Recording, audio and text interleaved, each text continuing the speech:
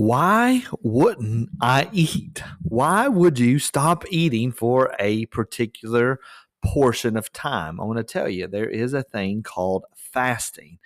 It's a spiritual practice that Jesus actually assumes we would do. So I want to encourage you, if you've never considered fasting, that you make that a spiritual discipline that you would attempt this year. Many of you walked with us through a day of 40 days of fasting where we picked a particular food item or particular activity that we did not do as we sought specifically for God to bring about salvation to our ones, the people that we're praying for in particular. Remember, we as a church are praying that the Lord would bring 25 people to salvation. We saw the Lord answer that prayer, and He gave us 26. He's so good to do that.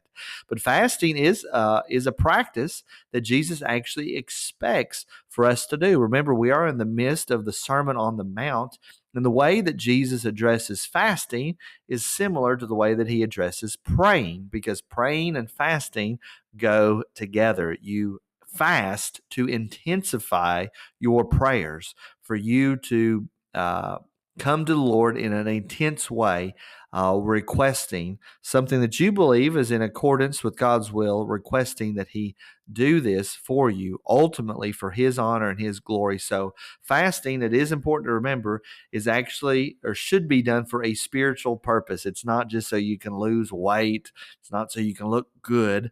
You fast for a particular spiritual purpose. And you don't necessarily do it like we did a 40 days of fasting where you refrain from something for a whole 40 days. Perhaps it's once a week.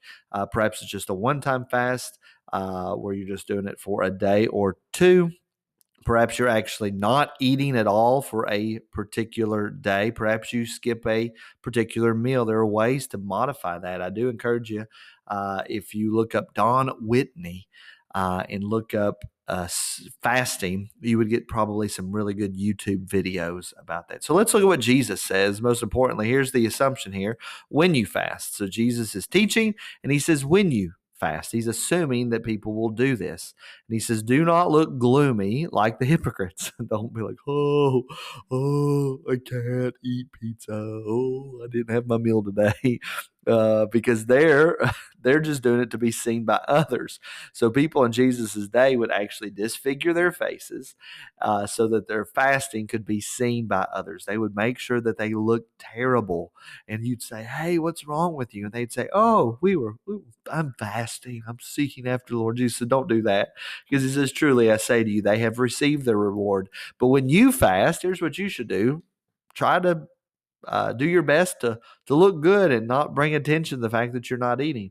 Anoint your head, wash your face, that your fasting may not be seen by others, but by your Father who is in secret. And your Father who sees in secret will reward you." Again, this goes back to that principle that we discussed when we looked at prayer. We do not pray, we do not do good deeds to be seen by others and to get a pat on the back. We do these things ultimately to grow closer to the Lord and to experience His faithfulness. Remember, too, that I've added this new section to our readings where I give you a journal entry that comes from our Call to Joy mentoring program. And so the spiritual insight is we should fast and do so unto God only. We should fast. It should be something that's a part of your life, and we should do it only to be seen by God. Now, you also remember medical reasons and stuff. There may be, you may have to you may have to augment or change your fasting patterns based on your own health and issues. So take that into mind too. And it's not necessarily, fast is not fasting totally from food. That would be a total fast. You can do partial fasts, skip a particular meal, just like I said at the beginning. But we should fast. That should be something that we do. Here's a prayer that you could say is, Lord, reveal to me what has control over me. Apostle Paul says that nothing's going to have control over me. And so a good way to find out what you should be fasting from is something that you have an extremely hard time of saying no to. Now, let me tell you a little story, and I know I'm going over, but all my all my Central Baptist people will appreciate this. When we had our 40 days of fast, I really had considered fasting from coffee for the 40 days. But I didn't. I fasted from bread. I didn't eat bread for 40 days, and or any sort of bread was the official one, and I tried to steer clear of other carbohydrates or whatnot. But bread was the main thing that I was fasting from. But I tell you, I got sick just a little bit ago, and about a month or so ago, before Christmas, way before Christmas, and yeah, I went through that withdrawal, all the pain in the head, and then our coffee maker broke, and so I have not had coffee since before Christmas, and so and indeed, coffee was something that had a control on me, both physiologically, caused major headaches, and just wanted to do that. So you ask yourself, are you just watching too much? Are you scrolling too much on social media? You're watching too much YouTube, too much TV, movies. What is it that you're doing that seems to just pull you in?